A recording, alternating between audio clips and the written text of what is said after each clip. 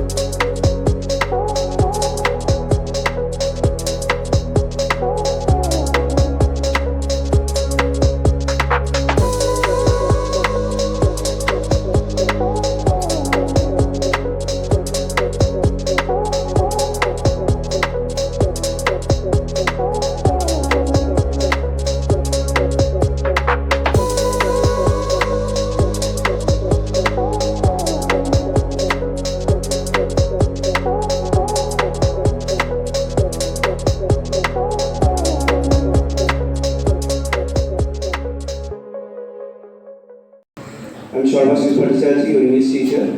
I have been joined by Sonal ma'am and our esteemed judge today, Siva ma'am, who will be judging the whole event.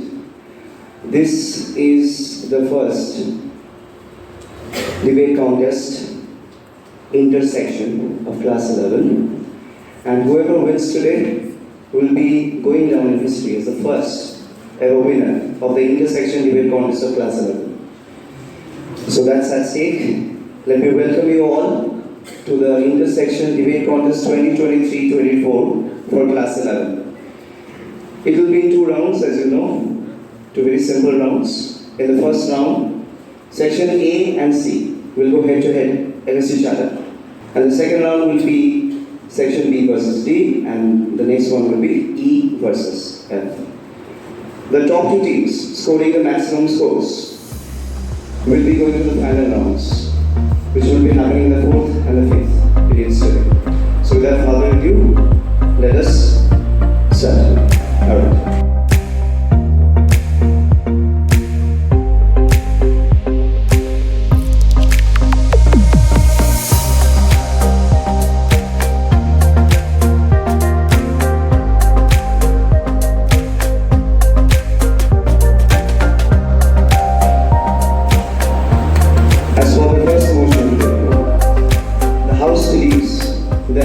Streams after class 10 board exam should be dissolved.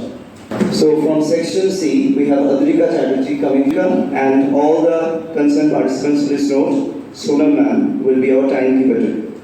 All of you will be given 3 minutes each. Am I clear to all participants? Any doubts? Any queries? Alright, shall we start? Thank you so much. Adrika, please. Suppose I ask all of you, what do you need to become, rather than asking, what do you want to become? The former will confine you, while the latter will liberate you from the confinement. Good morning, respected judge, teachers, my fellow friends, and for the opponents. Today, I, Adrika Chatterjee of 11C, am going to argue for the motion stream should be dissolved after class 10. Yes, I do believe the stream should be dissolved. Firstly, education is not only achieved for having a job. Being literate earns you a job, while being educated earns you dignity, and jobs, they come alongside. If income was the only objective of education, then children could have started carpentry at 5. Education helps in breaking empowerment, reducing poverty, and maintaining social cohesion.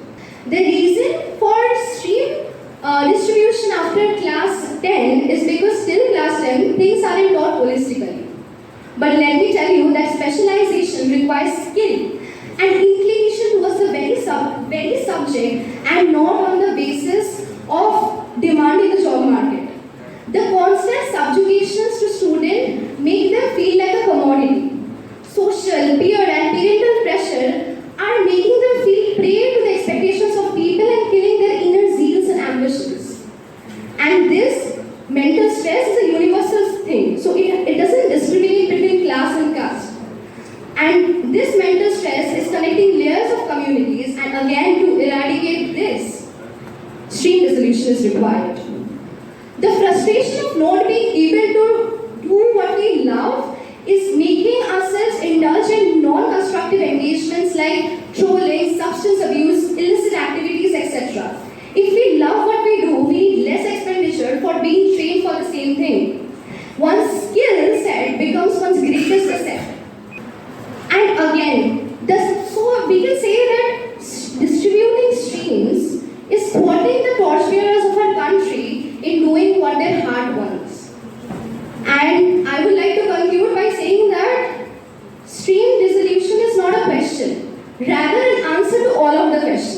Think about it. The first opposition speaker, Arya. Good morning to all. This is Arya Ghosh from 11A. Today the House believes in the motion that streams must be dissolved after class 10. I am the first opposition speaker. Now, imagine a chaotic society where we don't know if the subjects we pursued initially will actually give us a secure job. Now, we have yet to find a job that is suitable for a music lover and a mathematics enthusiast. So many of us are present here, right? None of us would want to be sitting in a tea stall after 20 or some years and wonder why did our hormone-driven teenage self decide that it's okay to take up a subject like history and artificial intelligence together? Like, I'm not up for this, okay? I want to build a secure career for myself. So the system around which the world is centered right now, job is a necessity to sustain our livelihood, right? So streams are the utmost importance. I cannot stress this enough, that streams groups subjects that are similar, that have similarities, and they are interconnected. And let's for example physics and maths. You need to know basic maths to understand the intricacies of physics. And if there are no streams, there is a complete vast array of subjects. Do we really trust hormonal teenagers with complete independence and expect them to utilize their resources, to utilize their time and not waste it completely? I don't think so. And neither should you. Okay? Thank you. I would now like to call Sushrita Mukherjee of Section C to be the second proposition speaker. Sushrita, please. Well, the data says 80% of the working total population of India believes that they chose wrong streams after class 10, which is why the job satisfaction level of our country is like below 45%. That says that 45% of our own population believes that they chose wrong streams after class 10. Choose what they want. He also said we don't want to be chaiwalas. I think educated people don't look down at chaiwalas or rickshawalas. And do you even know how much MBA chaiwala earns? Now, coming to the age of 16, why shouldn't we be allowed for choosing streams in the age of 16? Now, talking about statistics, it is proven that the Indian parents have the mentality to force their children what they should choose. And guess what? 40% of them regretted it and left it. You know what is 40% of 42 lakh people? It is 16 lakh 8,000 people regretted taking up science. You think this is good? I don't think so. And hence, I think stream should be good. Thank you. The second opposition speaker, Kohana. I would like you to take the stage, please. Good morning, one and all present here. I'm Kohana Roy of Class 11A, and I'm the second opposition speaker today. So let's begin with how I'm so glad that I was not really given a choice between individual subjects, but streams to choose from after class 10 actually. Because I don't know what I would have chosen. I would have chosen this arbitrary set of subjects which are completely not related to one another, and then I mess up myself and land up with no job. Then speaking of jobs, we are all aware of the fact how important jobs are, and if we are not specializing in certain particular subjects after class 10, we don't really acquire a particular job. And I think with that, streams has been really helpful. It is helping us have in-depth study in those subjects which will help us acquire our dream job. Also, my opponent speaker, Sushrita, said that for choosing right stream, we cannot choose the right stream. Well, if you can say that we can vote when we are 18, but we can't choose the right stream, and you are just wanting to expand the amount of choices and increase confusion, you think that's a very feasible option? And also, child labor wasn't really mentioned by my past speaker. It was said that we should not be regretting something in a tea stall one day sitting. You and me both go to a tea stall, don't we?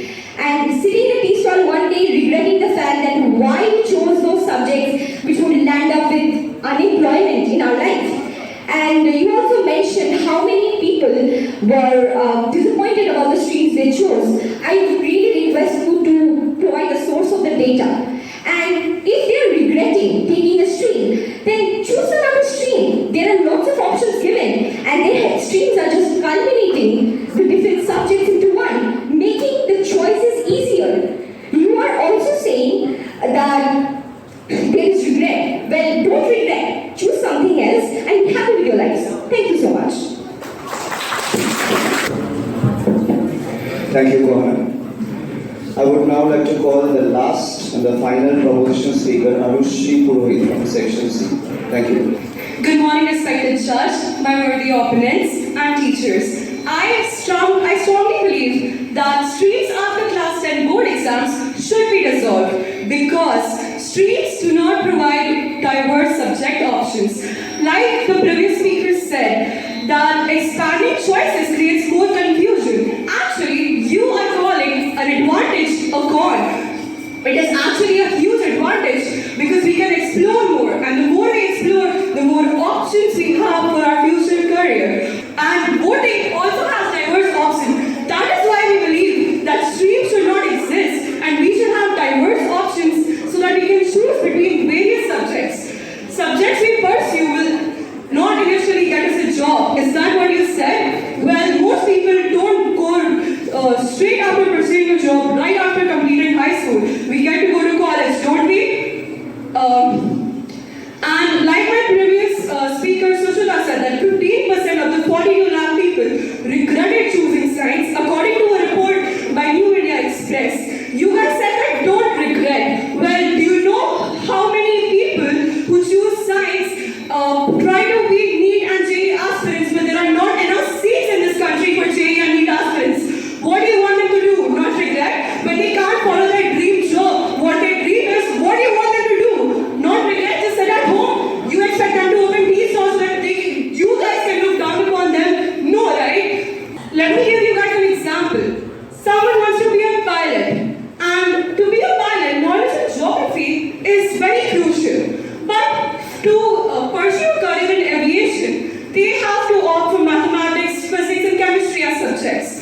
So, if we dissolve streams and we have open options for subjects, then we can take up geography, maths, physics, chemistry, and even finance if we want to.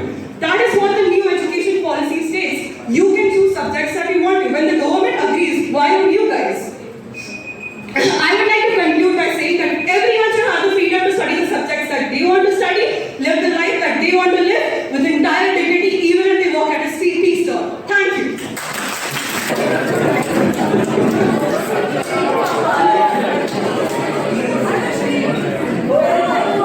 Alright, thank you, Arushi. I would now like to call the last and the final opposition speaker from Section A, Niharika Biswas. Please. Good morning, everyone present here, and I would like to address a few things. So first off, let us just remember, go through a bittersweet memory, and just remember the time when we were younger and in our grade 10 and we were naive. And when we are young, we make choices that we usually regret. But I'm so glad that my stream wasn't a mistake that I made. Why did I not make a mistake like that? Was because I had the ability to change my stream when I want to, and I have career counseling to help me choose a stream that will be suitable for me. Also, I would like to say that even if we increase the diversity in subjects that we can choose, ultimately the jobs will not change the criteria for employing people. A surgeon will still require the same skills, maybe some changes in the developing technology, but overall they will still require the same subjects that they will need, like biology, physics, chemistry, that have been already prescribed in the stream. It just provides more of a guidance towards what you want to study and what you want to become. Like, we might not know what specific things we want to become, but everyone has an overall idea where their interests lie. And now if you want to study something and you're so keen on pursuing a subject that is different from your stream, you have something called a hobby, you have something on the internet, you have resources, you have libraries. You can study it on the side. Also, I know you address the fact, I would like to start with Alrika, that education is not just for getting a job. I think you can gain skills on the side, but official education is for you to gain a job. If you don't have a job, if you're just pursuing an education that will not provide you with a job, there is no point to it. You can still study other things. There is like no restriction. I'm not stopping you. Okay, have fun. But okay, now Shushmita also said that maturity comes with age. Now, voting is not the same as choosing a stream, and that is a fact. Our vote stays for like 5 years max, but a stream will affect us throughout our life. And let me start with Anushri now. Anushri, one thing I want to address is like raising the volume does not make your points correct. And when we address the tea stall thing, we don't need to demean the tea stall, the worker in the tea stall. We mean to say that you are having a leisure time and you sit by yourself and you're drinking tea, and that's when you think. I think you think alone, like you think about your life alone. I wouldn't assume you think about your life like sitting in a crowd. And how is that related to your point? How does that support your side? It doesn't.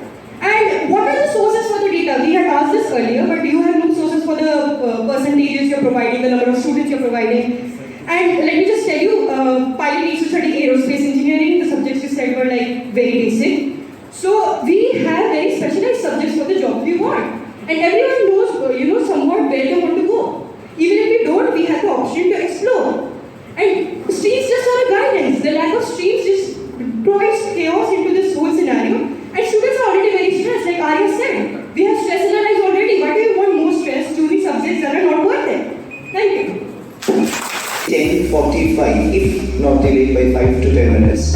At exactly 10:45, all the debating members of both the sections will report here for the announcement of the 2 final teams. Is it clear?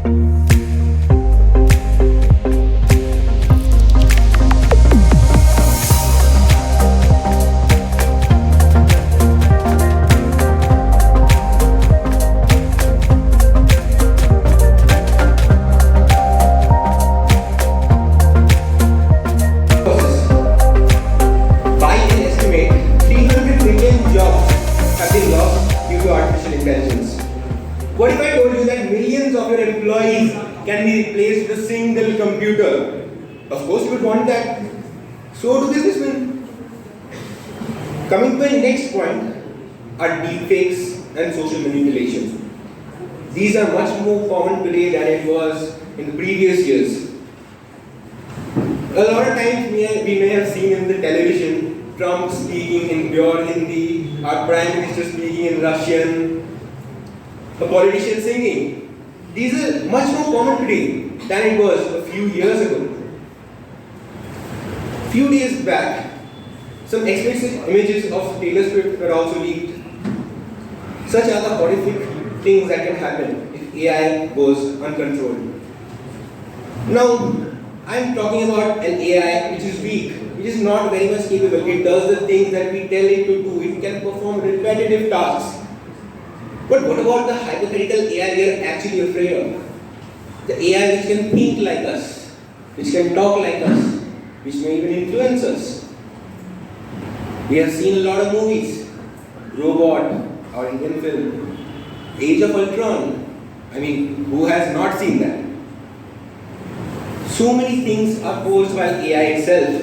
Another thing, if AI is something which is much more powerful than us, stronger than us, can we really trust it? Or can it harm it as well?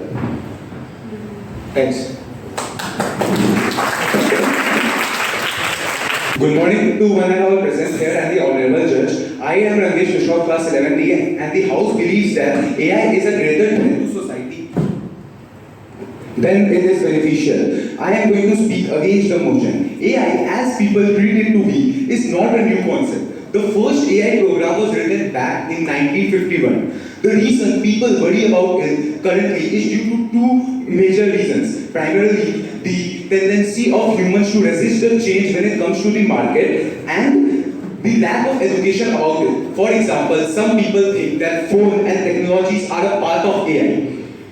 Let it be clear that even though AI presents certain challenges and is not an alternative of human intelligence, rather it be a tool to amplify the human creativity and ingenuity. It is an effective source of learning. Data today is more open source than it is ever. Especially AI, it excels in whichever industry it is used, be it in education, defense, or healthcare. Educationally, it is highly cost effective to buy a chat GPT-4 rather than searching through a huge library. The whole reason it didn't is due to the fact that humans are lazy by nature. Moreover, look back in history. Spreadsheet software were invented, and at that time, the people who traditionally used to do the tally jobs lost their jobs. We must acknowledge that advancing technology creates a demand of proficiency and skillfulness in the job market, forcing us to grow. Ask yourselves, did mathematicians go out of relevance when calculators were invented? Similarly, when the Industrial Revolution took place, many workers lost their jobs, but that proved to be a building foundation of the modern society and was highly appreciated. And at last, as per World Economic Forum, AI is expected to create 97 million jobs worldwide across year. It is not a technology that only lets people go off with their jobs, but it creates more skillfulness in them and helps people to grow by nature.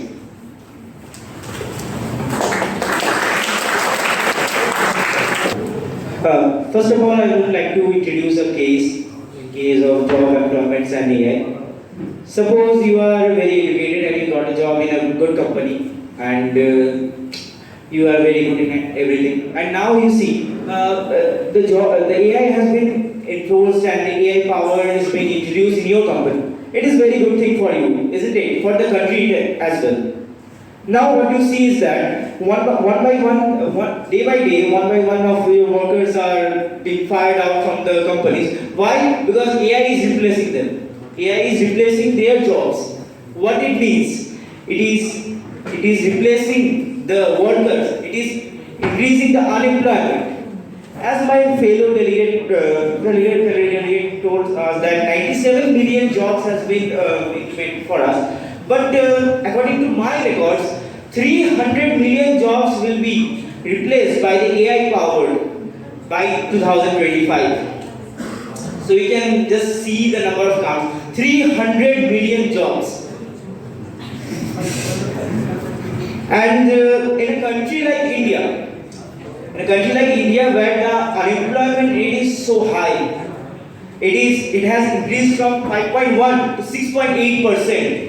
In a country like this, you are introducing AI. This is a joke actually. On the road, if you go, in random you can see two types of people, or rather three. You ask them, are you employed or not? First will answer, yeah, I am employed, I am working in a company, yeah, a big company, I am employed. Second, yeah, I am working, I am self-employed. How? I am making videos, I am uploading them on social media. I am doing whatever, not from Instagram, Twitter, whatsoever I am earning. So yeah, I am employed. They are considering themselves as employed, they are not. Third, if we ask third type of person if they are employed or not, we ask them, Anna, are you employed? And they are like, it is a very good question. This is the problem of India. This case, already 40% of people are unemployed in India, and you are thinking of bringing AI in this type of countries. The jobs are created, but we don't have people for them. The jobs have been created, but people are not trained for them. We don't have people in our society who are trained for using AI. And here we are talking about bringing AI. So I would like to ask one question, last question. So do you want to survive in this society, or you want to bring AI and increase the rate of unemployment? Thank you. Good morning, Honorable Judge. I, Krishnaraj, am the second opposition speaker. Now, as the arguments put forward by the proposition team, now I'll have to ask you something. If AI is replacing human jobs, then humans can easily be put to manufacturing more AI models, thus creating more jobs. And now let me ask you something. If people are not eligible to even operate for such high technology, is it the fault of AI itself, or the lack of education that the nation is providing us for it? I think it's not the fault of the AI, but rather it's the fault of the nation that we are not, inclined towards such technology. Now, one of the most common arguments against AI is deepfaking. Now, what is deepfaking? Deepfaking is when AI is used to exploit someone's identity. Now, I'll tell you something. Deepfaking is not an AI problem, rather, it's a societal problem. The concept of identity theft has existed from way beyond, it's been established way earlier. Consider a gun, for example. You're given a gun, and you're given another person. You shoot the person. Now, the person died, is it the fault of the gun? Or is it your fault? Is it the fault of the medium? Or is it the fault of you? You, with your intents and purposes, that the person has to suffer. Basing reality off of movies is highly impractical. Let's just consider that. Let's address that first of all. Movies are not practical most of the time. The things seen in movies are very, very made up, very fictional. And I hope everybody realizes that. Now, another argument that can be made up against AI is the automation of weapons. Now, you do realize that this can help to strengthen our defense even further. The automation has existed way before. The element of AI has been recently added to it. I'll give you an example. During World War II, kamikaze airplanes were turned into missiles. They were automated to be missiles. Now, let's consider time of war. Would you rather want to risk a human life to surveil an area for safety, or would you rather want a drone to be sent? People in times of war want to preserve manpower. Manpower is key. And the very fact that AI has helped to create such technology directly implies that AI is literally saving lives. If war is automated, less people would die. In conclusion, I'd like to just ask you one question. I just want to ask you one question. If AI is the root of all problems, why is there a subject called AI in our school right now? Ponder on that. Thank you very much. What if I told you a computer can replace 300 million humans worldwide? Many people are saying that it is like the Industrial Revolution or French Revolution that created more jobs than it displaced. But I have the data to argue it's not anything that we have ever seen before. And this is not said by me. This is said by the godfathers of this artificial intelligence system himself, Jeffrey Hinton. Moreover, one of the tech giant CEOs, Elon Musk, have argued in opposition of AI, saying that AI is far more dangerous than we can even envision.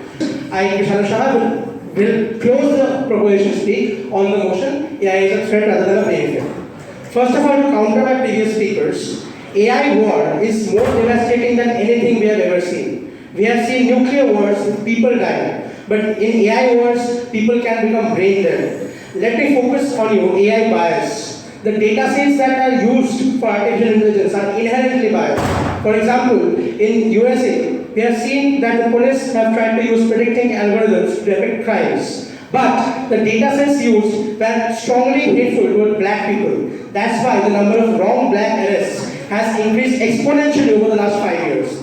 Moreover, let me try to focus on this deepfaking argument. Deepfaking. An 8-year-old can defame one of the biggest celebrities sitting in their basement. Isn't that scary?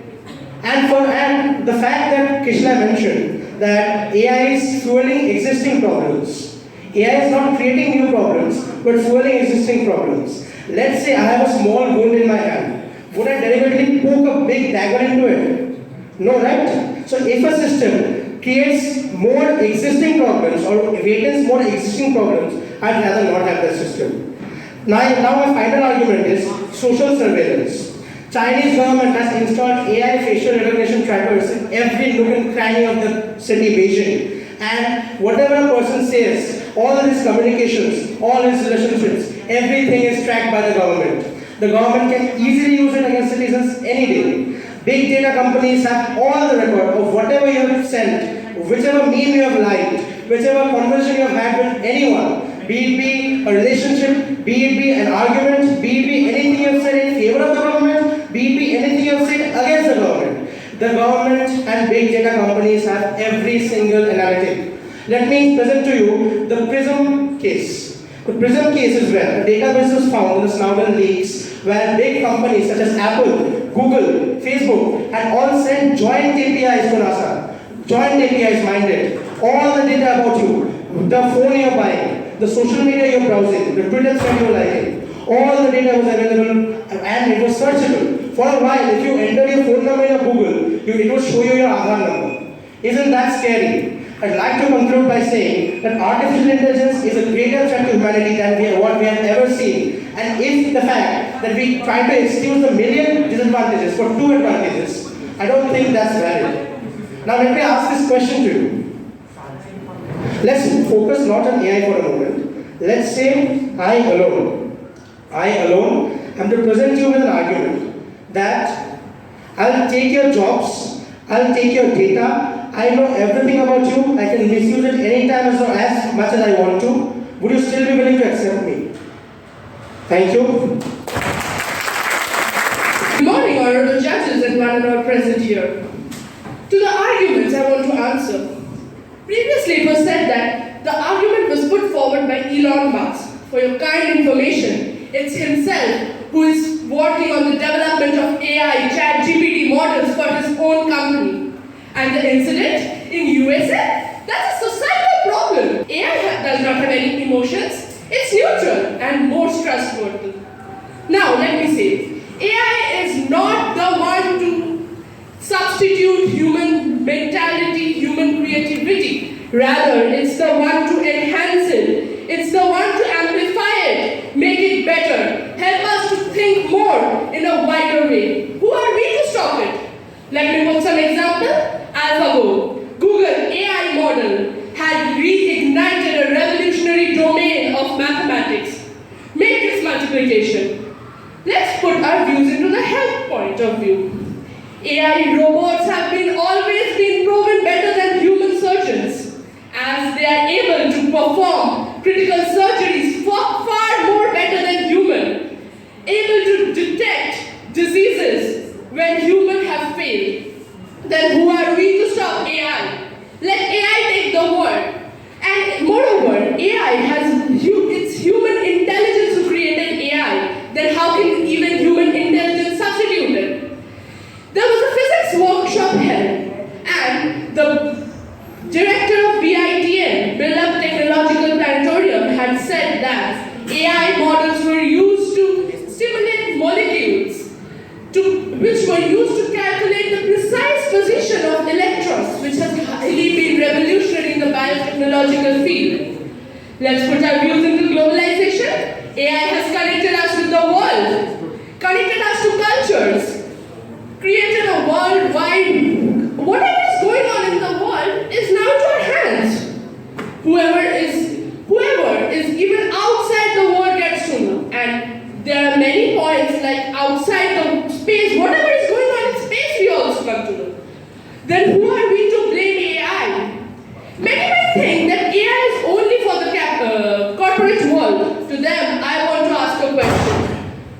ChatGPT, who uses it the most? We, of course, we the students. We the students use it the most. Even AI is beneficial to humanity. Okay, let me put an example. The Human Genome Project.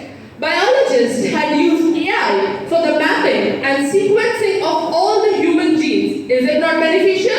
Who are we to question AI? Of course AI is far better. Moreover, AI is taught as a subject in most of the school. Then why are the schools exposing us to something harmful? Of course AI is not harmful.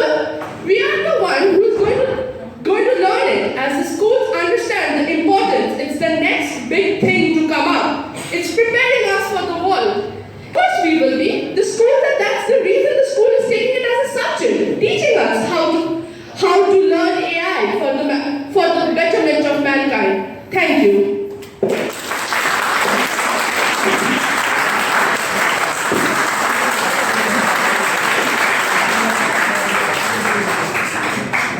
Thank you so much. It was a very, very powerful, energetic debate indeed. The announcement, I will request all the debaters only to report to this class exactly at 10:45, unless delayed by 5 to 10 minutes. Is it clear?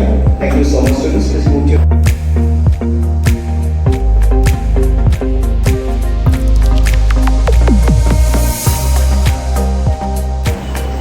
The House believes that board examinations should be fully MCQ based.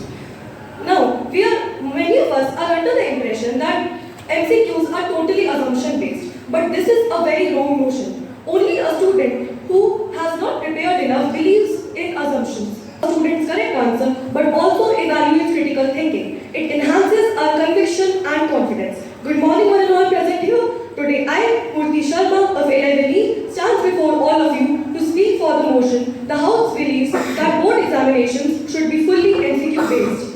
In this era of increasing competition, where only the fittest survives, a student who is thorough with the topic, the only student who is like thorough with the topic, can answer a MCQ based question correctly, despite the closely connected distractors. This is like, there are many pearls in our motion, but we need to pick out the most perfect one. So, this way, it helps us to find the best talent.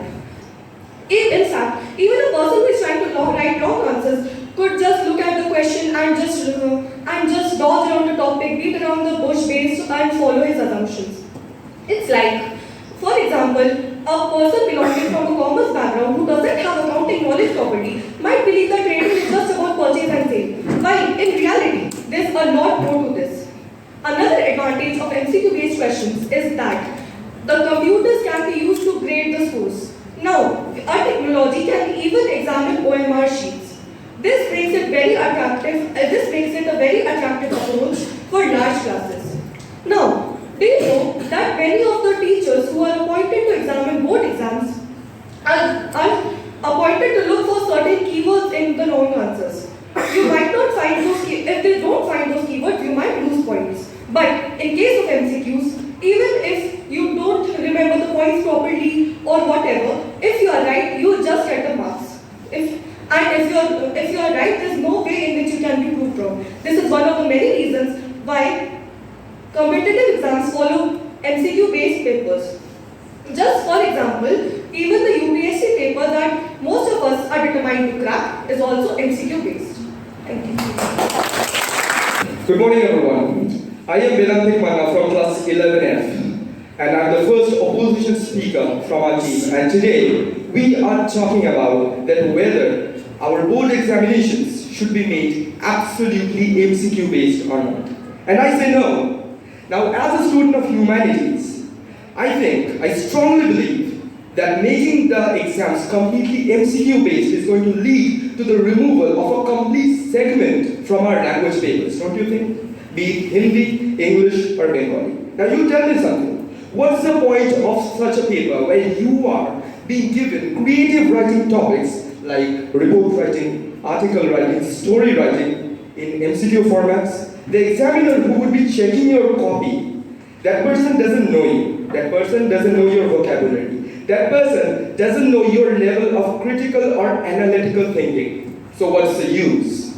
Similarly, competitive exams like CLAT, SLAT, ALET, OLET, GMAT, we are given 4 options or 5 options as our answers. Now again, don't you think these 4 or 5 options kind of are molding our perspectives? If we tend to apply the same thing in our CBSE board examinations, don't you think that's gonna be of no use? Because we focus on competency-based questions, and while attempting competency-based questions, we might have our subjective reasoning towards a particular question. So how can a couple of options, 4 or 5 numbered hardly, can mold our perspective towards attempting a particular question? And lastly, how many of you are aware of Rohit Kapoor, the practice director of Deloitte India? According to him, the exam pattern of the IITs, which is highly MCQ based,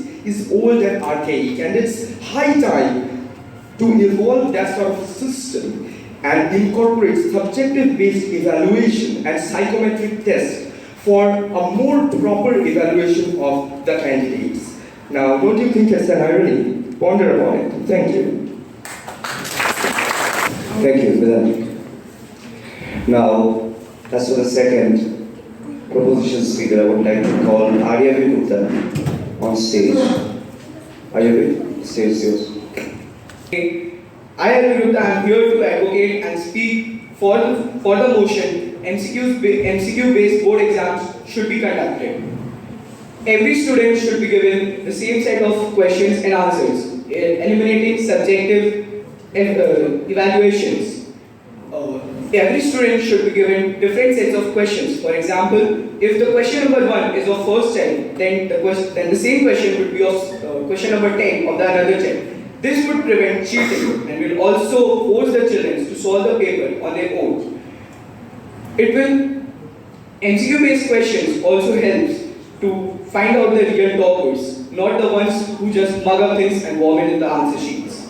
MCQ-based board exams will help the students to find their streams correctly, not the ones who just don't know the answer of the correct question and just know something about the topic and put it in the answer and just answer it and get some marks. Like they ultimately get good marks and they choose streams like science or any other streams which they are not capable of. Major competitive exams in India like JEE, NEET, CAT and UPSC prelims are MCQ based. So there is some very much importance about the MCQ based questions which select the candidates very correctly.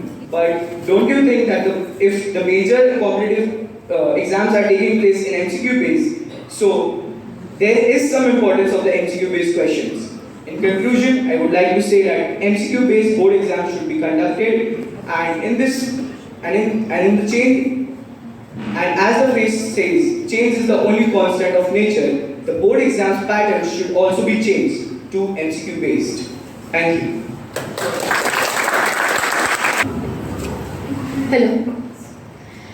So, good morning everyone. I'm Rishita Moitro from class 11A and today I stand here opposing the motion that board exams should be made completely MCQ based or not, and I'm completely refuting. Also, I'd like to point out that what REB said just now, that our first opposition speaker, Vedantik Manna, has said that it transforms a personality, but I wouldn't correct. He said that it transforms a perspective, not personality. So you misheard that. Got that? Okay.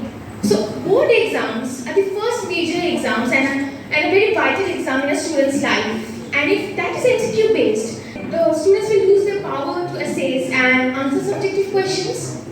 MCQ pattern of questions often manipulates the respondent answers and it destroys the critical thinking and in-depth thinking and ability of the student. Students have engaged more in guessworking and cheating, and although it is fetching them good marks, but at the end of the day their knowledge is incomplete and their understanding level is unclear. I would like to conclude saying that in future, life is not going to give us options.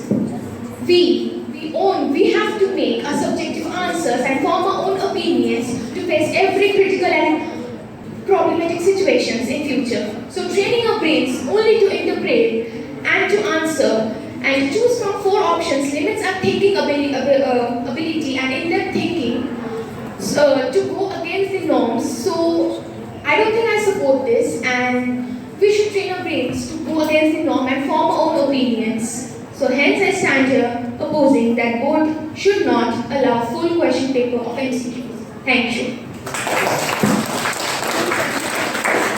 I want to take a moment and ask all of you, do you really believe that mugging up paragraphs after paragraph is going to help you in acquiring knowledge?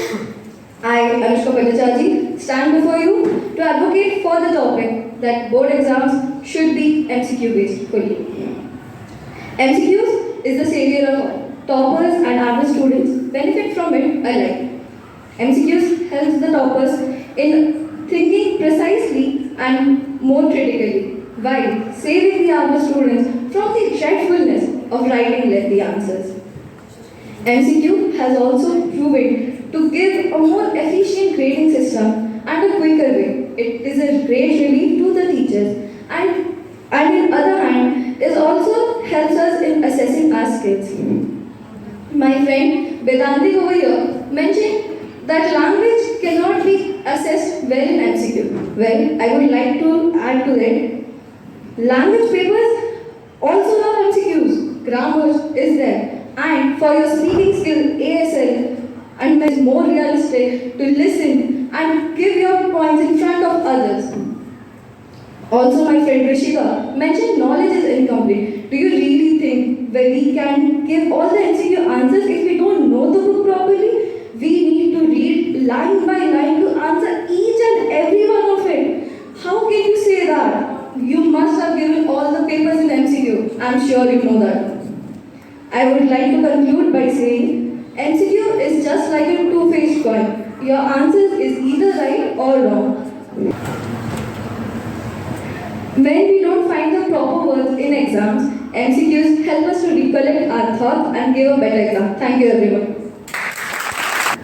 So one of my fellow opponents said that UPSC prelims and mains are MCQs. They are full of MCQ based.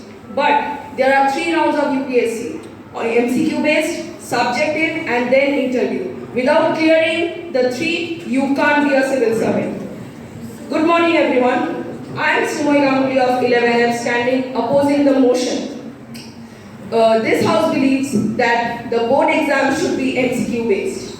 And I here standing say a big no to this because it does not assess deep understanding and critical thinking.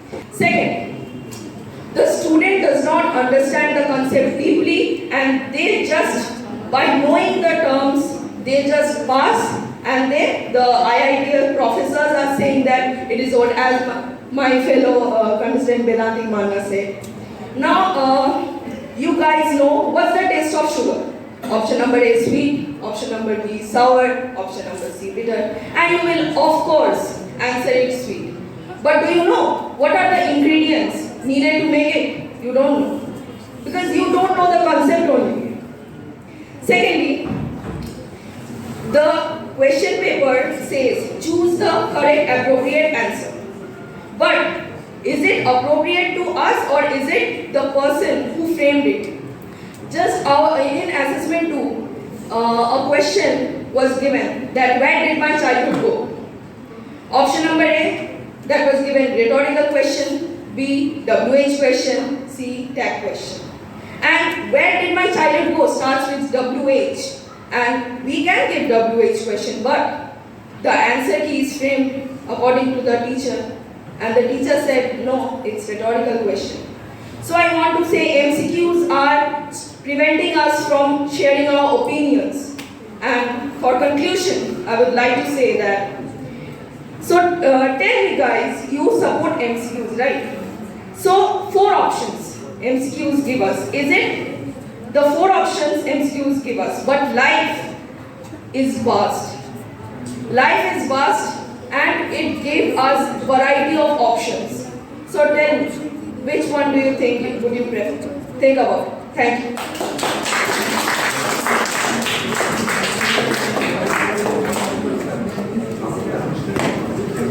Thank you. That was a very strong debate between sections E and F. Now please listen to me very carefully. All the students of both the classes will now be requested to go to your class. But wait, listen to the full instruction. Should your team make it to the finals, you will be required to come back here to cheer them for the final round, of course, which you will be happily doing. But for now, since ma'am will be judging, all the teams in the score sheet will be getting ready. I would request all of you to rush back to your class for some time being, and only the debaters who are participating in the debate to report back to this room at exactly 10:45, which is in 6 to 7 minutes. Alright? Thank you so much. Okay. So the moment all of you have been waiting for, probably over a week. First, before I announce, a big round of applause for each and every one of you for a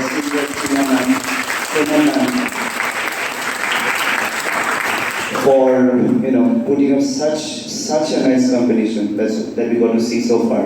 Let's take it forward to the next. All right. The first team that I'm going to announce have scored 151 out of 300.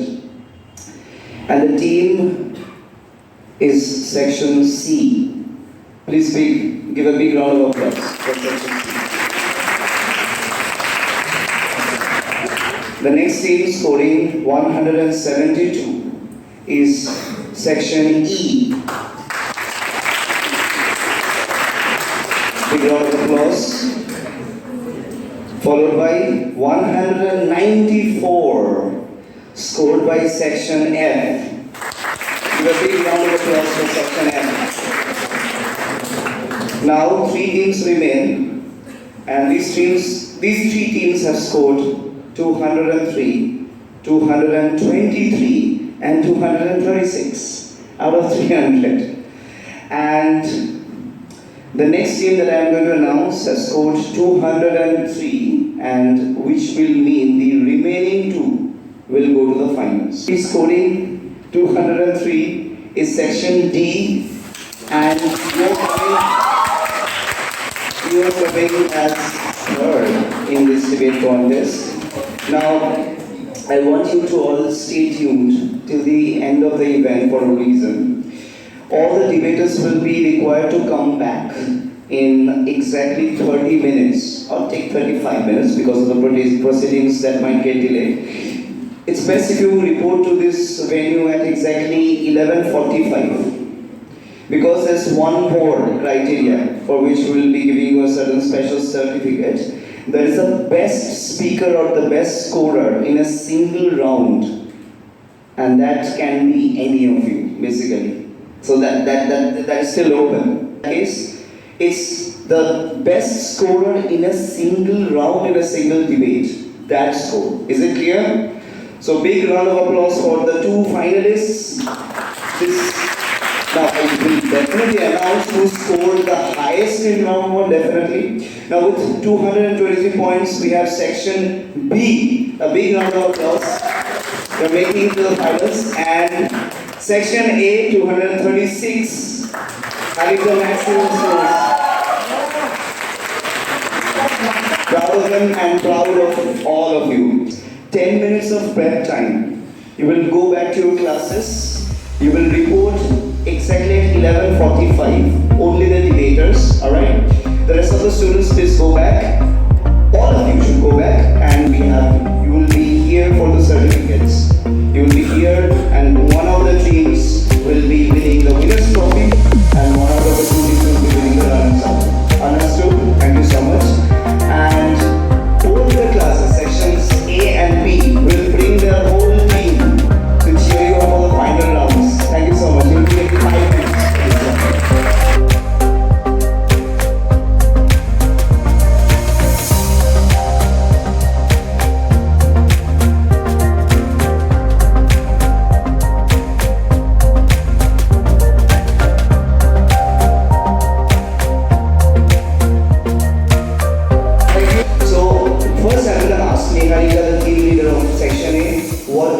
Want to represent the proposition or the opposition.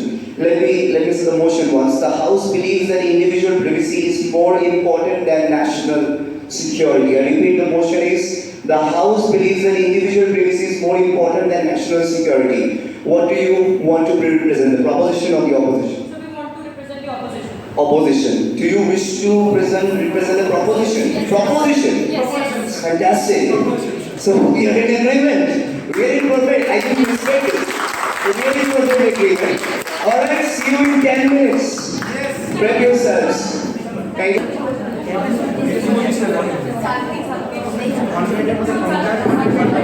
Hello.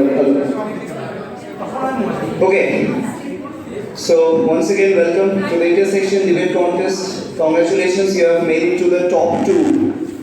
And even though the top scorer in a single round, it will be revealed later on, and which brings me to say that this is another chance, because in this round also we will be seeing that there is someone, which we will not reveal now, who has scored maximum in a round 1 as an individual speaker from either side. Okay?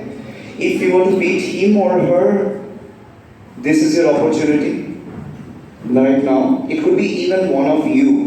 You wouldn't know. Understood? Anyway, without further ado, the last motion of the day, the final round, here it begins. The House believes that individual privacy is more important than national security. Section B, you have opted to represent the proposition in this debate. And Section A, you have opted for being the opposition in this debate. So, the only change, remaining everything remains the same, the only change is that in the timings of individual speakers. This time you can cross, as soon as the speech is over, you can ask them anything from your side. Okay? For questioning, that's it. And we will accept maximum 2 questions. And 1.5 minutes or 2 minutes can be given after each speaker says. So before 5 minutes, if the speaker finishes with his statement, Yes. then can we utilize that time? Yes, ma'am, up to sure. 6 minutes for the question? Yes, ma'am. Yes, ma'am. So I hope that's clear with the debaters. Clear? Even if you finish your speech by 3 minutes or 4 minutes, then you have in hand 3 to 2 minutes, 2 to 3 minutes, that is, for the questioning. Yeah. Okay, so total 6 minutes you are getting. And sir, another thing just to be clarified, the rebuttal can be answered by any of the team members, right? Not just this active speaker. No, I would suggest, ma'am, No, it's only the speaker, because it's their point, they have to represent, not anyone else. Understood? Based on their speech, the questions are going to be asked. So they must be responsible for what they say in this debate. Is this clear? So please speak responsibly. Are we on the same page? All of us? Shall we start? Kishan, please.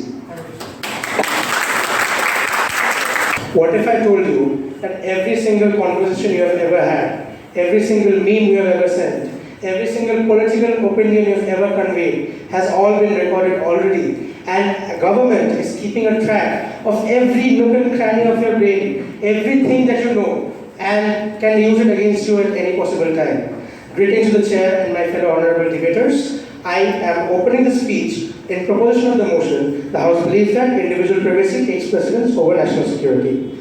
I would like to begin with a case as recent as October 2023. In October 2023, an Aadhaar data breach caused 81.5 crore citizens' data that was leaked in the dark web, available for public use and for a hacker's monetary gain. Let me just say, 81.5 crore people can be deepfaked easily. We have seen artificial intelligence deepfaking is one of the most easiest things to do today. And you can be deepfaked anytime. And there was a time when if you would Google your phone number, it would generate your Aadhaar number. My family has been a victim of this, so I can provide a more clear angle. There is a new system that has been put into place called Aadhaar Enabled Payment System, AEPS. Right? In rural areas, kiosks have been erected for ease of rural banking, and one can use Aadhaar number easily to pay. Now, often in forms, in phishing forms, in farming forms, we often provide Aadhaar numbers without any hesitation. Now, let me tell you one of the instances from my father's story. My father is a humble businessman. His and his business partners had their combined 2.5 lakhs of money stolen in this APS scam. Some being offshore to Mumbai, some being offshore to Bihar, some being offshore to a village in Malda. Imagine, and it was a relatively small proportion. I am not one of the biggest victims of this. My family is just a small victim. There have been crores of money laundering. And now let me also reveal Snowden's leaks. Snowden's leaks has seen that in the PRISM case, that big companies such as Apple and Google have all the data of you available for the government's use in NASA's API. You can be tracked anytime. The government knows everything about you. I'm irritated. Let me go to a literary source. 1984, a novella by George Orwell. In 1984, you see statues of the dictator known as Big Brother erected throughout the city in every school and every office. The Big Brother is looking at you from every possible angle. The Big Brother and the government knows everything about you. This is turning a totalitarian dystopia where thought is a crime. You're trapped inside a thought bubble, and trying to go outside of the bubble is defined as thought crime. I am an independent citizen. I am not just a national slave. I earn my own bread. Hence, I have full right to be discreet and maintain my privacy. I don't want that my opinions can be used against me at any possible time. We have seen comedians being arrested. We have seen protesters being defamed. We have seen police biting hands of protesters. Why? That's just because this nation needs privacy. National security, as recent as October 2023, even after the adaptation of all this blockchain security system, how can 81.5 crore people have their data leaked? Blockchain works that if one single data packet is corrupted, the entire chain is supposed to be corrupted, no data is supposed to be have leaked. But then how come 81.5 crore people have their data leaked? What is this security system? This national security is now a matter of joke.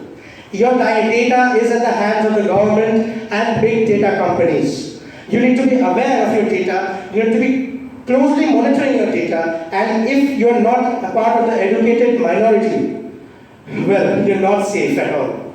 The rural people have lost, several rural people have lost their lives. Several rural people have lost their families due to this money laundering cases. And the biometric tracking of others. The Aadhaar card, why am I supposed to put my fingerprint in? Why should I put my fingerprint in Aadhaar card? If someone knows my Aadhaar number, they can know my fingerprint. They can use my fingerprint in places I provided for security purposes. Is this even justified? Now I'd like to propose another thing. Increasing terrorism. I know one of my fellow debaters is about to argue that national security is important, we need the data to control terrorist activities. Before even we can speak, I'd like to counter them. In 9/11, we have all heard about the US incident of 9/11, Twin Towers, Osama bin Laden, we know it all. Let me tell you, after 9/11, the government had put in place some data protection activities. But terrorism has upsurged and hit a record time high since 9/11. See, if we are implementing data security, terrorism should reduce. Now, how is it increasing? I'd like to answer some questions now. Thank you.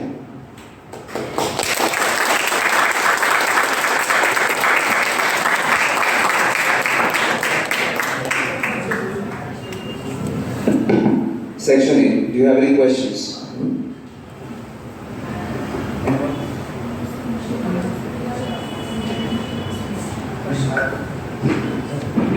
Why do you believe that the government would use like our own information against us? I don't believe only that the government would use our own information against us, but I'll answer you with a case study. China, as I mentioned in the previous debate as well, had installed face trackers throughout in every nook and cranny of Beijing. And every person had their face tracked, their conversations tracked, their ID tracked, everything was tracked, and the government is currently using it against them. USA, police trafficking. The arrest rates of black people has increased exponentially in the last 10 years. Because the police is trying to use predictive algorithms based on the data sets they have collected. So it's already happening. I don't think, I just know it off of the data. In 1984, I'll cite the reference again. You see that there is a code that says all of history is a palimpsest. Everything can be rewritten because the government has data. If the government has too much control over data, your data isn't safe and so isn't the citizen. And I'd like to also substantiate my answer with a quote from a short novella called Ayn Rand that shows, or novella called Anthem by Ayn Rand, that shows the graveness of the situation. The book starts with, it is a sin to write this on a piece of paper. And the book ends with, it is a sin to think.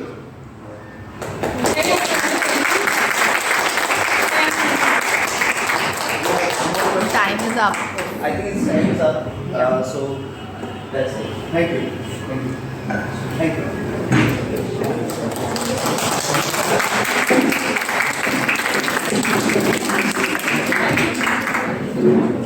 Thank you, Krishan. Brave start. Now, I would like to call the first opposition speaker from Section A, Arya Ghosh, please. Thank you.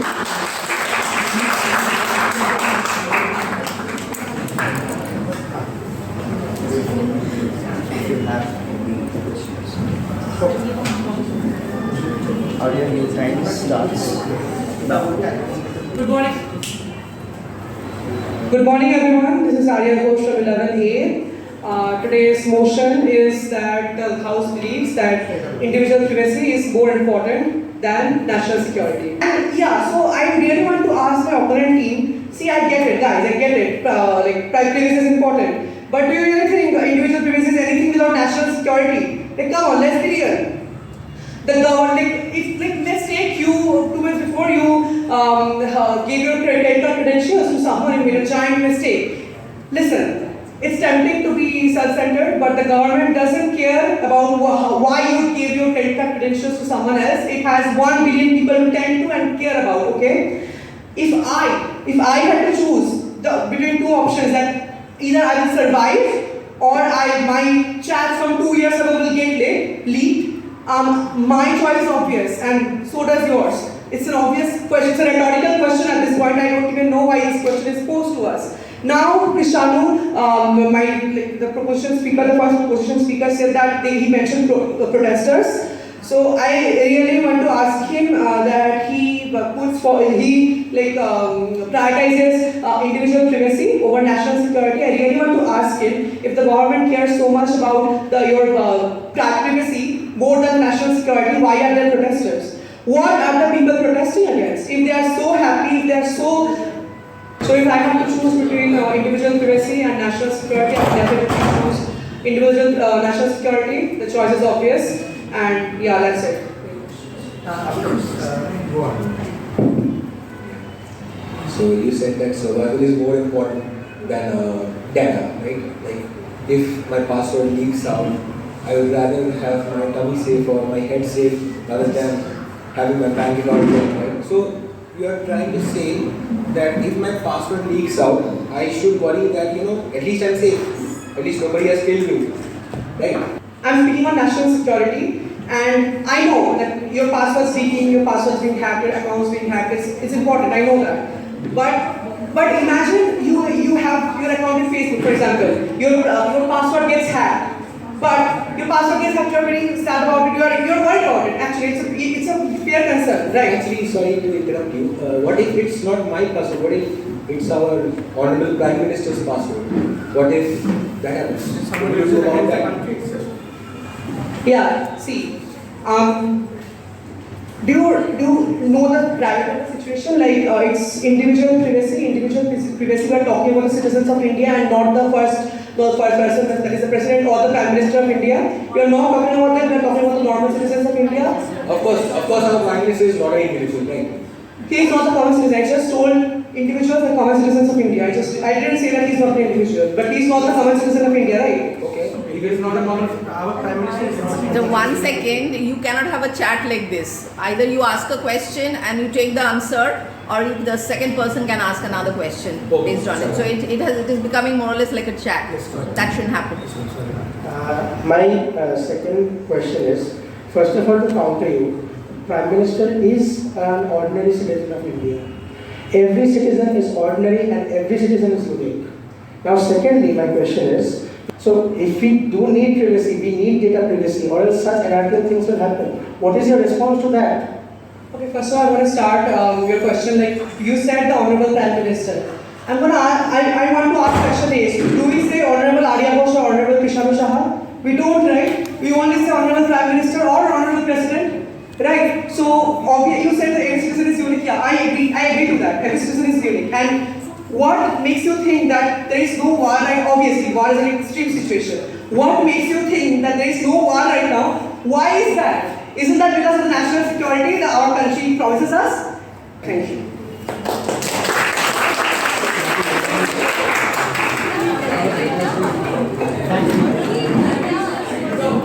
Okay. The heat is on. It's going to be very tough to deal with in the upcoming rounds. As for our next speaker, from the proposition side, we have Preetham Devnath. Let's have a big round of applause. Beautiful cheers and my esteemed delegates, I, Preetham Devnath, hereby stand before you to say for the motion of individual privacy is more important than national security. My esteemed delegates they told that the nation has more things to do. They are not focused or centralized to any one individual. Isn't it the whole nation is made up of the individuals itself?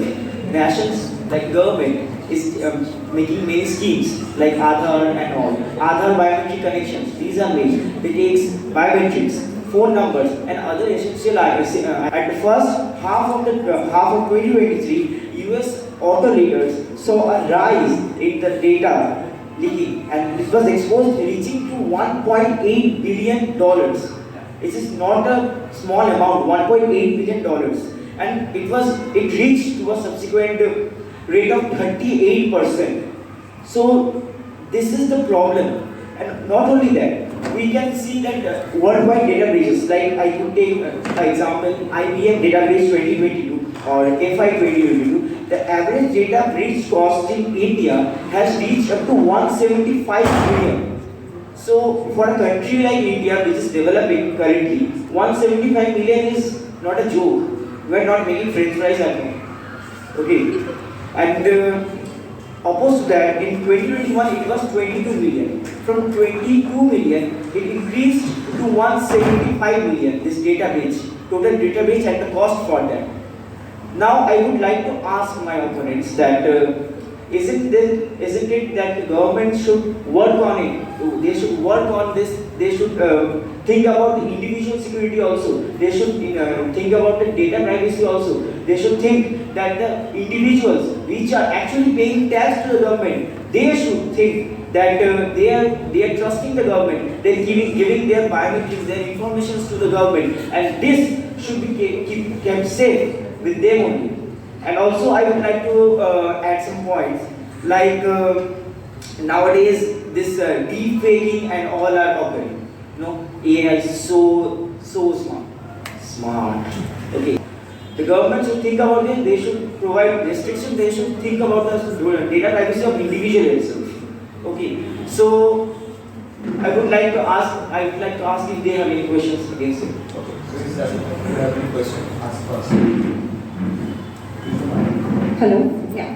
So, Preetham, you said that many people make the government, right? Each and every unit makes the government. So, we are talking about national security. So, when we are talking about national security, we are talking about the protection of multiple of these units.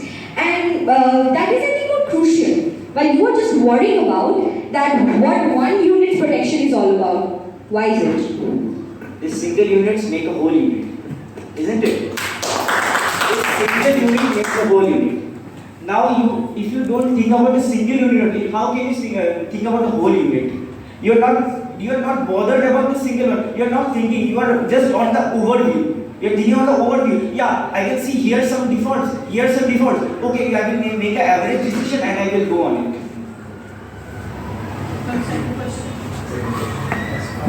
What if that single unit is actually going to harm another unit? Would you choose that to protect that one single unit and let it harm the others, or save more people? See, single unit. This is nothing like small unit or big unit. This is what you are making small and big units. The unit is a unit. Excuse me. A single person will never be equal to a huge population. So that is what we are talking about. A single person over the huge population. Then I would say that. One single vote doesn't matter for a government. Okay. One single vote doesn't matter for a government.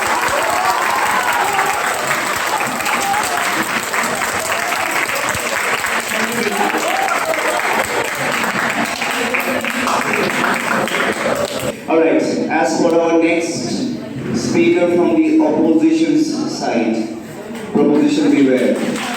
Gaudy first, I would like to call you on stage please.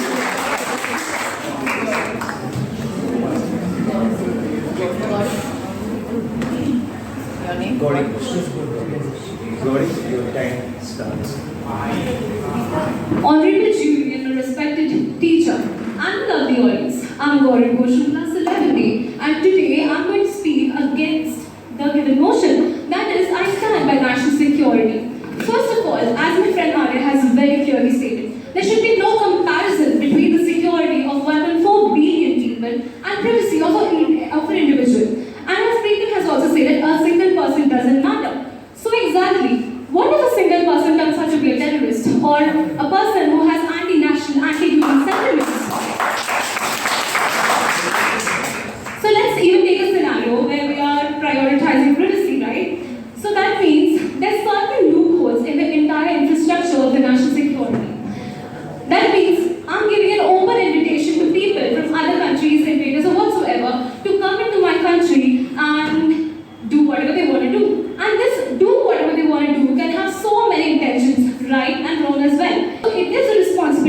of government to notice even slightest of changes in whatever it is happening in the country all around, and therefore make immediate actions to prevent any further hazard. For example, every night we have got police patrolling, right? Now, you need to understand, just because there's no theft for 5 days, that doesn't mean that on the 6th day there won't be any theft, or there won't be any murders which is occurring in the house, right? So we need to have that strong security of intelligence, and therefore that again brings me to the next topic of surveillance. The IT Act, Section 69 of the IT Act, it itself gives government the right that it tracks our computers or tracks our personal information, so that in the name of national security it can protect its citizens. So when the Constitution itself is giving government the right to do so, then who are we to question? Because we know our Constitution is one of the most strongest constitutions in the world. It is so flowing. It is made for us, and not we that are made for the Constitution itself. Another point which I want to talk is my opponent. They're constantly talking about military, right? But military is not the only aspect of national security. National security, it is more about not just security on the borders, but about personal security, education security, environmental security, therefore a sustainable development. So we need to understand that in a country like India, where we have so much of diversity, we talk about unity in diversity, we need to understand that when two people are sitting together in India, there has to be a conflict of opinion. Therefore, as much as we are concerned about the external security, we have to be concerned about the internal security as well. That means that again brings me to the next topic, that the national security is how much the Indian government is invested in the national security. Okay, now let me explain this. National security has an entire council.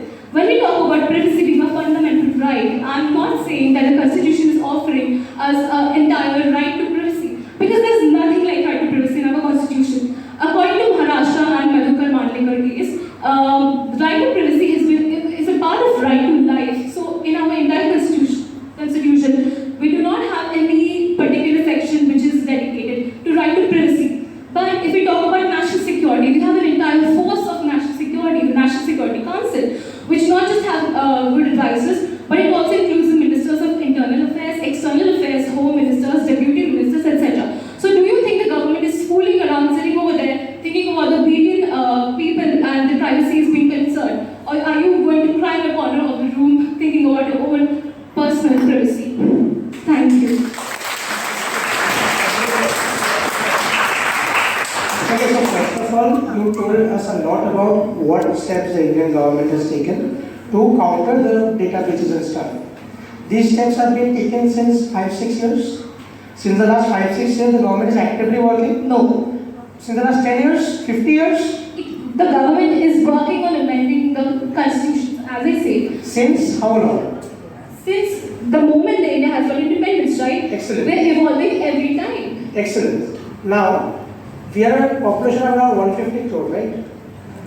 How come 50% of the population or 60% population had the data leaked in as recent as 4 months ago in October? 81.5 crores, I'm reiterating my point. How come despite so much security measures, 81.5 crores will have the data leaked? And you mentioned, let me just ask my questions and you can answer them if you don't mind. You mentioned that there is nowhere in the Constitution that says the right to privacy. I would like to argue that in the Justice K.S. Pattaswamy judgment, the Supreme Court ordered that the right to privacy is a part of the right to life and personal freedom, and that the right to privacy is guaranteed by the Indian Constitution. So the Constitution is giving a right to privacy. I'm not questioning the Constitution, that means I'm a slave of the nation. You need to question, that's how the freedom fighters questioned against the British. Therefore, you also need to question against the active measures in order to develop a nation to the fullest. You have seen US media debates where presidents are basically questioned to help by the judge. First of all, I would want to clarify your question. What exactly is your question? My question is, despite all the security measures, how come half the population has the data leaked? That's it? Yes. Okay. Now, first he was talking about the right to life and etc. So we cannot hold each and every word which the Constitution says. The Constitution also says that you have a right to expression. But that doesn't mean that I can go on and say anything which I want out in the public. Because then it is going to give rise to anti-national Facebook, everything. So there is no cyber security when I talk about national security as well. It's a part of it. So if there's not, if people are not working towards cyber security, it's giving people that space where they can go and they can do whatever they want. Another thing, she was talking about government leaking and all those things. So for government, it is a right of the government to know about their citizens. So it is important for the government to have the biometric data or whatsoever, because in any case, if there's terrorism or whatsoever the case is, the government has to know that who are its citizens and it has to protect its right. That is what I would want to say.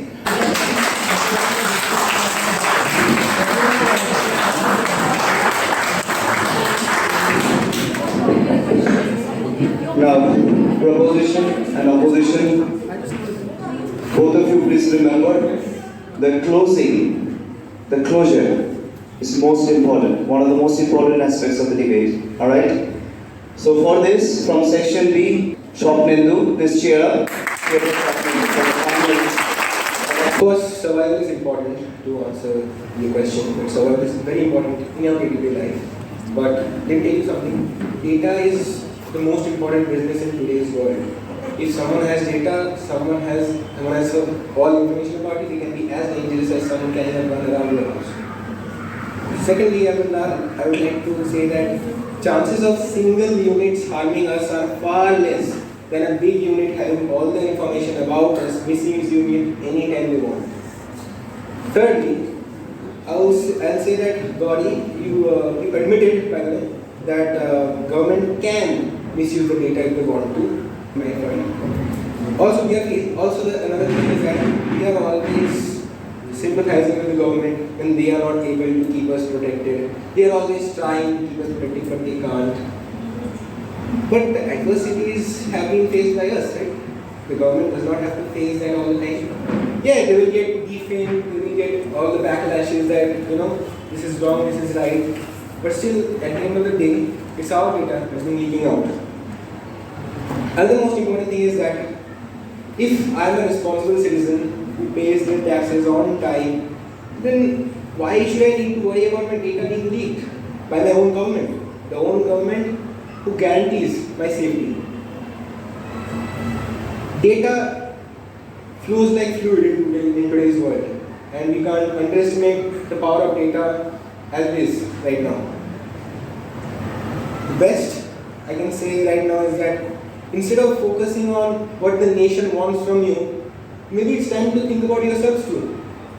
We are individuals too, right? We are not a part of the nation. Not all the time. For example, when there are votes in the elections, the majority wins. What about the people who voted for another party? They just have to accept the fate and move on, right? But this is about data privacy. I can't just move on. Someone can't just defame me by anything. I can't just be getting arrested for my crimes. I can't just be facing so much information by my own society because I did something that I would never do because of 8-year-olds might be using my data for that. I can tell you an instance also. A few days back, there was an issue of Aadhaar. There was a plan that we can use Aadhaar cards to connect it with our bank accounts, and that might help in online transactions. But later, the Supreme Court revoked it, and they had the reasons. Now you can't be forced to use your Aadhaar card to connect it with your bank accounts because that requires privacy. Knowing your Aadhaar card is a hell lot of power that you may not know about. The topic for today's debate is much more complex and it's also very dense and deep. But we all, as debaters, have gone as much as we could. But at the end of the day also, if my data is getting leaked, I am getting defamed from my crimes, for the crimes I never did, my face is being used by someone else for getting other identities, then I don't think it's worth it to give your data to someone else who you think may guarantee your safety. I would like to conclude with that. Thank you.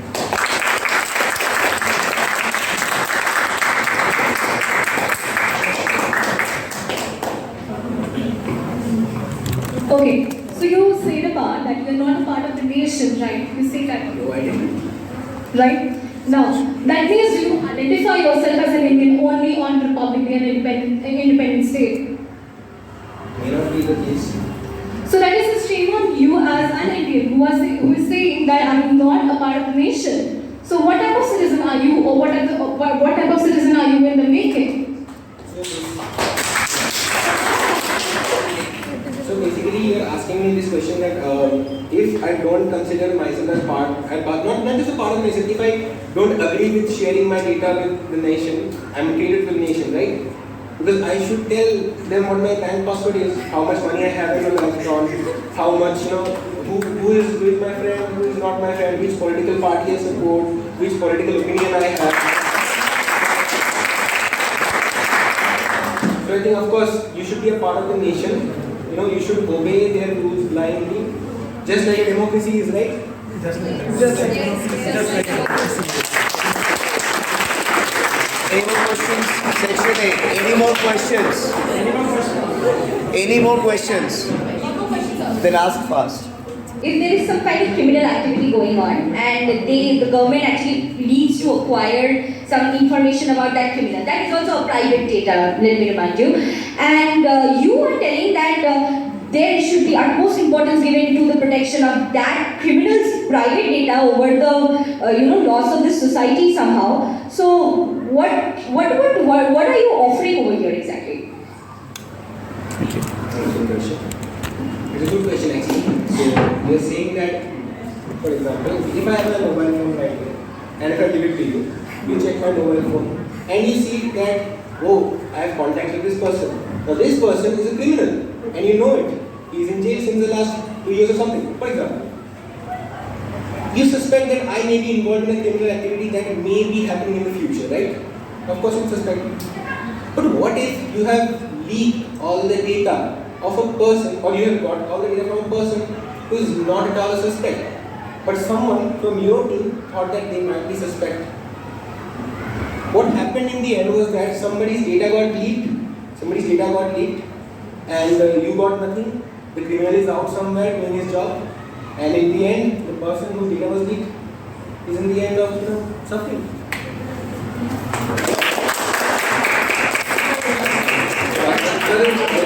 Okay, another example. If you're suspecting, the government got evidences to prove that you're innocent. Look, if you have got evidence, you have got evidence, right? I can't say anything. I'm saying, for example, let's say somebody from your team suspects person. Like this person can be involved. Why? Because they may have been roaming around the same location since the last 5 days. You have good observers in your team. They have observed that a person is roaming around in a possible location of crime since the past few days. So what do? You go to his house, you ask him about everything, you see his data, we have a warrant from the board itself that you can check his data. Now his data is not public, right? His data can be seen by anyone from the team.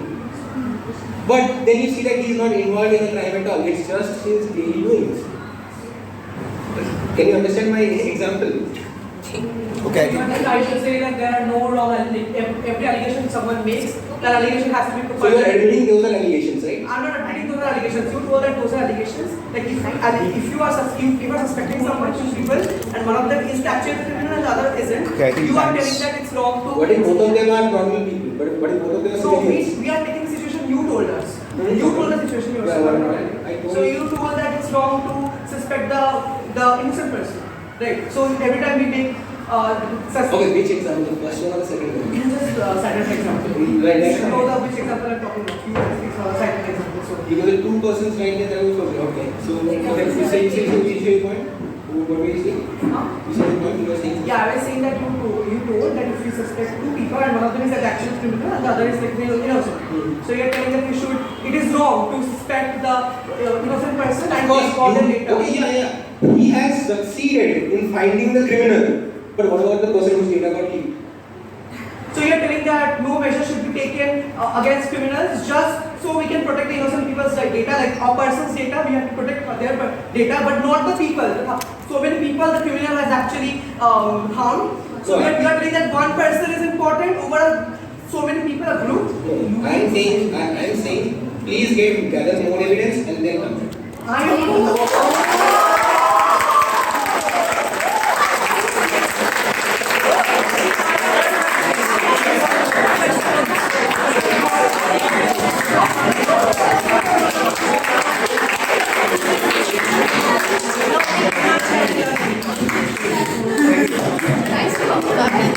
Thank you, Shobhan.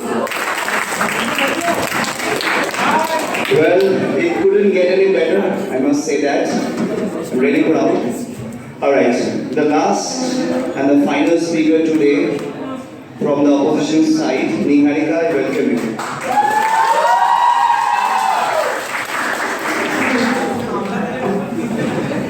Good morning everyone present here. I'm Niharika Biswas and I'm the third opposition speaker against the motion. So let me just begin with the fact that privacy cannot exist without national security. If your country is at war, you do not need privacy, you need to survive. And one of the speakers, they just referred to like surviving as a very casual thing. Like our aim is to survive. But if we don't survive, what do we do with the data? A dead person has no data that can be leaked about. In a developing country, survival cannot be an aspiration for the people. If a country is developing, survival should be a common thing. It should not be like something the people aspire for. They should not be scared for their life. They should be able to have resources. They should be able to develop from that. And what I understand is like you were talking about things like terrorist attacks and everything. Why do they happen? Because national security was breached because the government failed to maintain the national security. So that is why we are saying let's focus on the national security to protect the citizens. Now if we talk about 9/11 and Krishna reference, so many people died just because the national security was lacking somewhere. So shouldn't we work on the national security instead of trying to protect the citizens' data there? Like also, it comes to a notice that not really major like as like huge as 9/11 attacks have happened since 2001. USA has improved, and USA is a developed country, in a country where the national security system should be extremely developed. If something like that can happen and cause such huge damage, we do understand that the importance of national security is extreme. Also, I would like to address some points from my opposition team. Like Ishanu said that we asked you a question that we did not really receive an answer to. We asked you what do you think the government will do with the data? How would they use our data against us? And you just ignored the question and you started citing things like the data was leaked here, the data was leaked there. What was it used for? That was our question. So now if we talk about India, what the other thing you keep mentioning is 81.5 crore people the data was gone. What happened to the data? And another question I would like to raise is you said the PM is a normal citizen of the country, but the PM has people around him to ensure his data is safe. He has people, he is directly intertwined with the national data, his own data and everything, all of that is intertwined. So you cannot really say the PM can lose his password. He has people there to help him. Also, like Preetham said, that the amount of budget the amount of money or something that goes from data breach is very high, but what are war costs? If national security is not maintained, there is war. The amount of cost that you have to bear for fighting a war or protecting the citizens there is much huger than that of a data breach. So what I'm saying is, in a developed country, we need national security and we need privacy, but national security is of prime importance because when it is not focused on, the safety of the citizens itself comes in jeopardy, and that is the extreme bottom level of existence that we can have, being scared for our lives. And one more thing, you mentioned a lot about deepfakes. I would like to say deepfakes are a fairly novel technology. I think our government will try to work around it and try to protect our citizens furthermore. Also, Swapnendu's speech was very interesting because he's specifically the one who said, we need to survive, but data breach is happening. But survival is not just a joke, you need to survive to have data. That's what I already said. Also, you seem to act like the government is really against us. But what can we do? We need to have a system to preserve order. You can't just, I know there may be corruption and everything, but we have to trust on a system to have us, organized life. We need a system in place. And every system, there is at least a little bit of corruption. No system is without corruption. Also, another point is, you mean to say if we take the personal data of citizens to provide for a greater good to protect more citizens, it is data. But then when Arya said that thing about your example, he said that, then you like he said that you should not accuse people without data, and then you said do further research. So what does it mean? Like, should we break the privacy more? So he's like literally supporting us. Examples were extremely vague and not specific at all. Usually, now one question I would like to raise to this entire team that keeps talking about defamation and losing respect to society. Is defamation really so bad that you would want other people to be at jeopardy, a larger group of people to be at jeopardy, just so that you can have your data safe? Like, I get both things have gravity. I understand the fact that both things are required, but if we cannot have the safety of people, how can we have the novelty of something called privacy?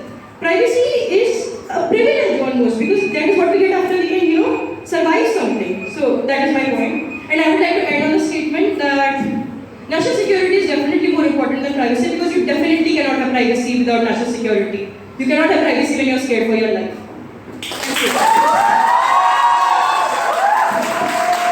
Thank you. Because you said some points that I may not have said, but I'm going to ignore that. I'm going to jump right to the point. Firstly, in your first part of your speech, you agreed with me that survival is not the most important. I never agreed. You're misunderstanding. I'm sorry. Finish this first. Let it I'm going to ask another thing. You want us, a group of democratic citizens, to follow the government blindly on whatever it wants to do with our data, whatever it wants to do with the terrorism or any other wars it may be going into, and we just need to follow that blindly. We should always agree with the government. We should not raise questions because we live in a democratic society, right? We should not ask questions.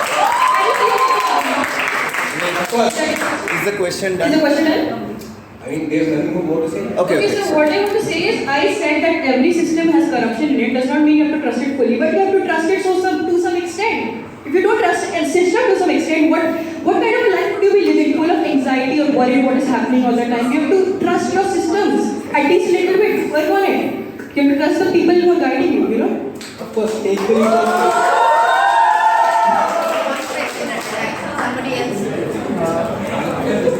Have someone ask the second question. Yeah, let us all just blindly take the leap of faith and trust in a system that has already failed numerous times, right? Right? We should all just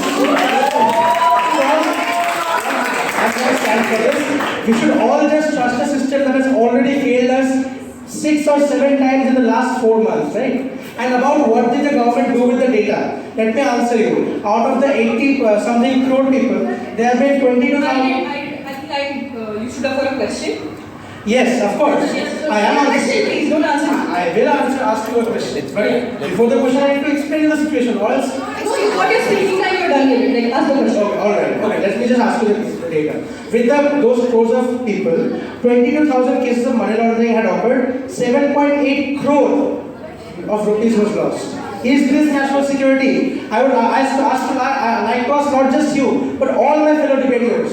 Is the government guaranteeing us national security? There is 7 crores. So this is the first part of your question was that we followed line. I literally just addressed. I don't think you heard that well enough. That we need to trust at least a little bit to work with the system. I never talked about blind trust. I think you misinterpreted that. Like, when you are put down to survival, how can you dream about your data being safe? Like, that is like the basics of being a human. The basic right they have is to survive. And if data becomes more important than survival, this is a dystopian society. We can't, and also all the examples that Krishanu cited, I would like to say that those are very specific examples, and even if our government has failed us in the past few years, our country is developing and is like proceeding very rapidly. So I think it has also succeeded in most areas. Thank you.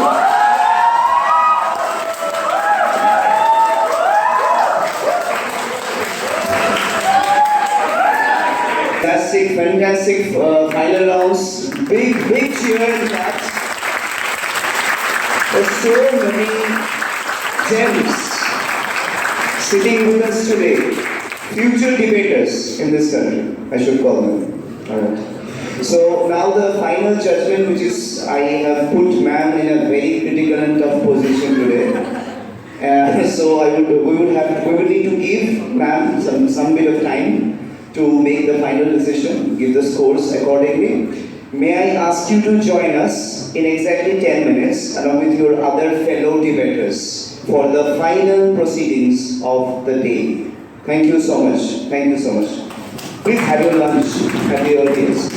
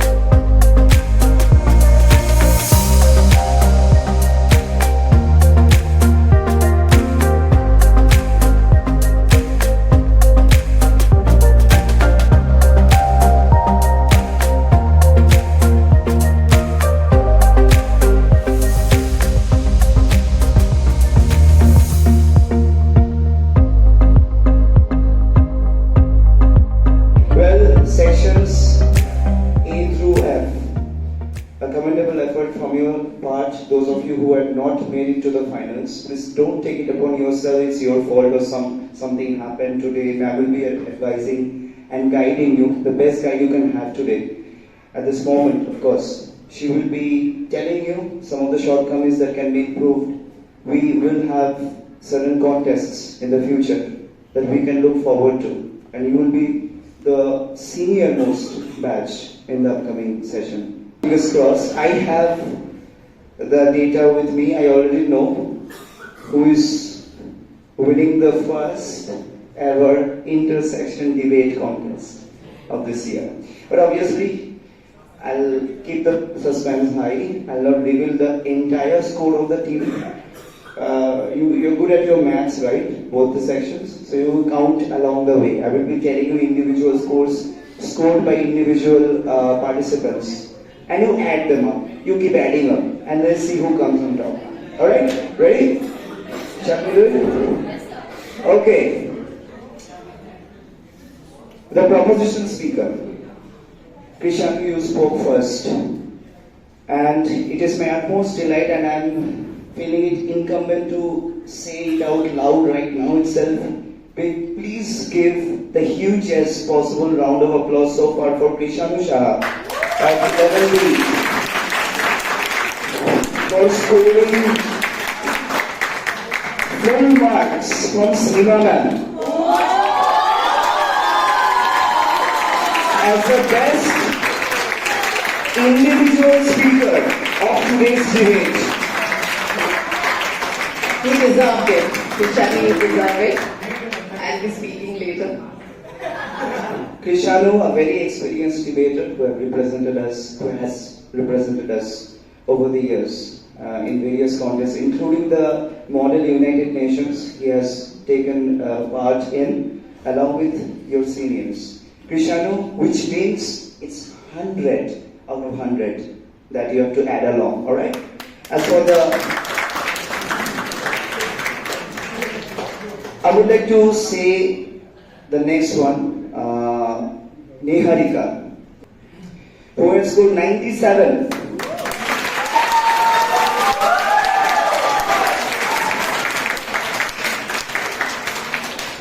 So that is what you start with, 97 plus, 100 plus, alright?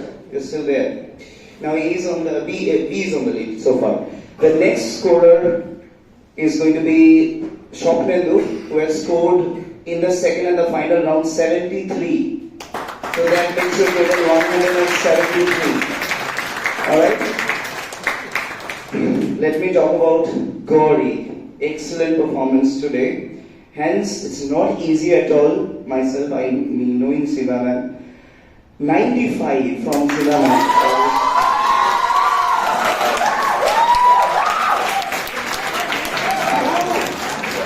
Which makes it, I'm not wrong, 192. versus 173. Well, let's see who takes away the cake finally. Alright?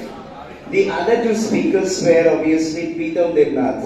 Preetham stepped up, called me personally, "Sir, can I participate in the debate?" And Preetham, as you know, is kind of like a celebrity.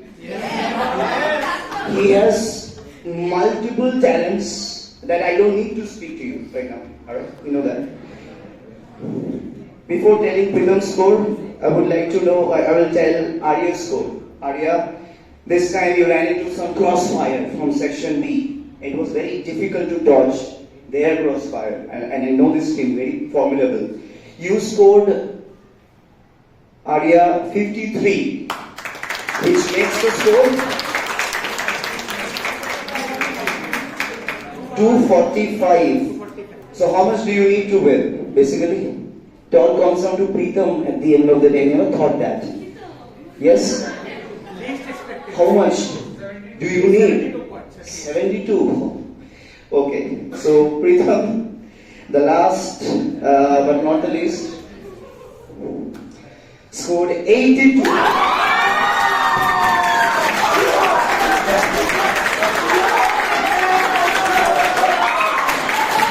Last day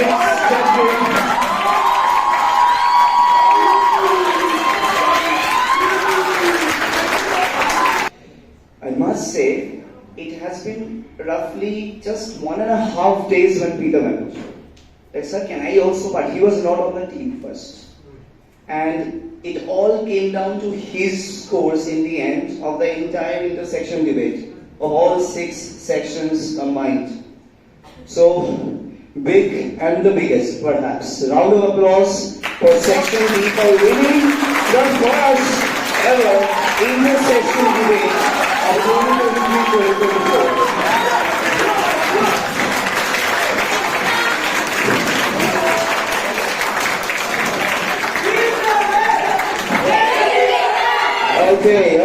Okay. Calm down. All of you have been energetic throughout. It's not easy to face this team in any final or semi-final for this matter. Swapnendu, I should also speak about. Swapnendu delivers when it comes to delivery. He never disappoints. And I never, even if there came a moment when I felt like Swapnendu might not be there for us this time. But he kept his word and he came and showed up, which is a big thing for him. He showed up. And fantastic results delivered by all of you. Every single one of you had been quite a gem for our school. And a big, huge round of applause for section A. Any day, any game, these two teams are very formidable. And I am sure the purpose of these debate contests is to encourage the future generations who will be knowing you, your faces, your pictures with the trophies. Your names will go down in history as some of the first few debaters of the intersection debate of class 11, which will inspire more in future. Am I right? And this is a learning experience for every single one of you. This time only few slots were available. Otherwise, there would have been a line of participants. And obviously, they can inspire you. You can inspire them back. And without further ado, we will get into the prize distribution. Krishanu has won the best speaker. Section will be receiving 2 certificates. The rank 1 will be mentioned. I would now humbly request our esteemed judge, who had been so kind to grace us with her presence throughout this event, has been there with us, guiding us all the way long, with so many years of experience ma'am has in this school and in many other schools combined. Alright, now let us welcome Seema ma'am on stage to give us a few words. Thank you, please ma'am. Good afternoon, everyone. My name is Seema Mukherjee. Most of you know me right from class 4, and those who have joined just in this year. They don't know me. So I'm the English teacher right here. So at the very outset, I would thank Sharvashi sir for organizing this intersection debate for class 11. And of course, Sonam ma'am for supporting us all through. Thank you so much. And children, I am extremely delighted to address you today here. I am very much impressed by the kind of talent I have seen today. Krishanu, I know him right from class 4. Shopnendu, I know him quite a long time back. You were here from the beginning, yes. Gauri, are you a new child here? Okay, but then I didn't have much interaction with you. Rishita was here, very nice, and Niharika, I'm really impressed. I did not have much opportunity to interact with you before this, but seeing you here on stage, I was just amazed that we have a girl like this, like you here. I am really impressed. I am really at a loss of words how to just applaud you, commend you at this effort that you have made. You have taken this platform so seriously, and this shows that you are going to come up with quite a few prizes for us in future. As Swapnendu and Krishanu have done earlier, Ria is here, very talented, and yes, I know most of you here who have participated in a lot of functions before this, and really I feel very impressed. I would not take up any more time. Shall I go to the score sheet? You have done it. Then, yes, right away with the prize distribution. Yes. Okay, a few words I would like to say to Krishanu, Niharika, both of your teams, that in the final round, I just wanted to make a few observations. Like in the final round, when we were talking about individual privacy and national security, one thing I think you all had missed, that we haven't talked about the hackers. Actually, when it is a national security, a question of national security or individual privacy, we have to see that those people who are the culprits, the word was given to you, that why do you think that this security is taken away from us. So the first word that Swapnendu you could have mentioned is that we are talking about the hackers here, the culprits. They had given you the cue. So I thought you would have taken up on that we are talking about the hackers, we are talking about the culprits. We are not targeting the government. That the government is taking away our data and misusing it, that was a wrong way of thinking. Okay? And somebody else, Pritam, I am very much impressed by your presence of mind.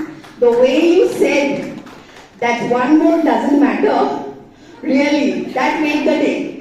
That gave you 82 actually. I gave you 10 on 10 on that criteria there. Have you understood? So you can go through your marks also. So this time I had really taken it up that I will put the marks in such a way that children understand where they have gone right and where they have gone wrong. Okay, so that you understand, I hope you will respect the judgment, and you are really very happening children.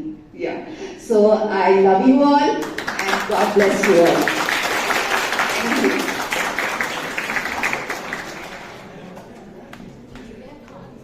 Alright, before the two of the biggest prizes are given away, I would request Sona ma'am and Seema ma'am both to please ascend the stage to give away the certificates.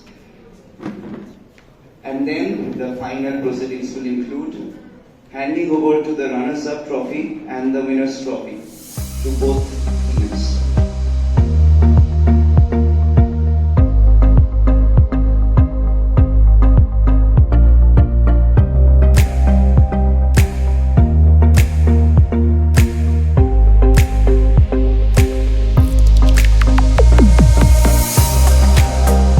Thank you, Pajas. Now, back to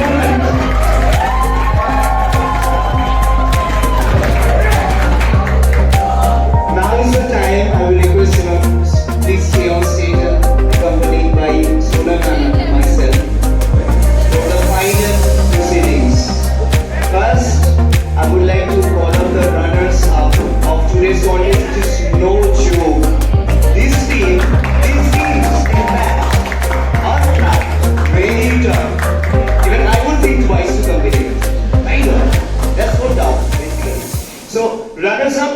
may you please ascend the stage.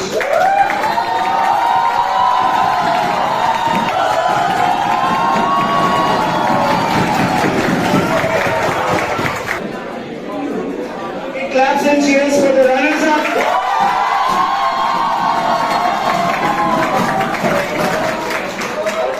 Now, the final proceeding of the day, the first ever winners of the Inter-Section Debate Contest 2023-2024, Section B. Please ascend the stage.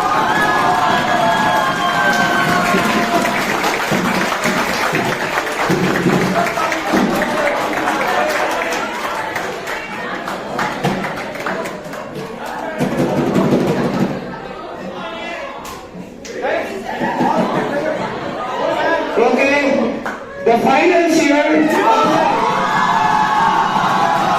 Section B. Features of Section B.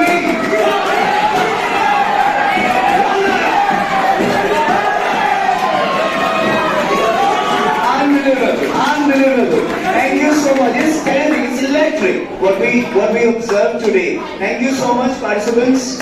Thank you so much for joining us. You have been a fantastic crowd. Fantastic audience.